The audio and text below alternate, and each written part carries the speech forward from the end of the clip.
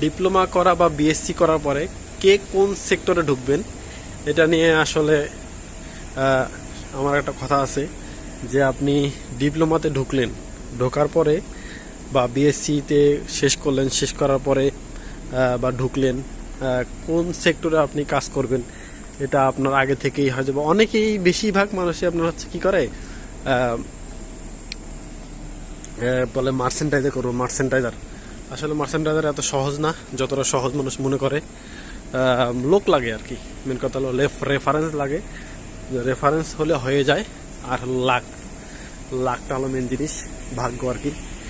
এই জন্যে বললাম যে ভাই কোন সেক্টরে কাজ করবেন। আর টেক্সটাইল, গার্মেন্টস যেটাই বলেন, লং টাইম প্রসেসের পরে আপনি একটা ভালো একটা পজিশনে যাইতে পারবেন, এটা যে কোনো সেকশনই হোক আর কি। আর হচ্ছে ডাইংয়ে আপনার এটা কষ্টও বেশি, স্যালারিও বেশি।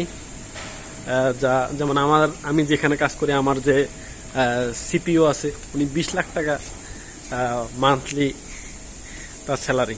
তাহলে বুঝতেছেন এটা হলো ডাইংয়ের আর কি সিপিও আর কি, চিফ প্রোডাকশন অফিসার। সো কোন সেক্টরে কে কাজ করবেন সেটা আগে থেকেই আপনারা মেন্টালি প্রিপেয়ার্ড হবেন, এটাই আমার বলার ছিল ভাই। সো আসসালামু আলাইকুম।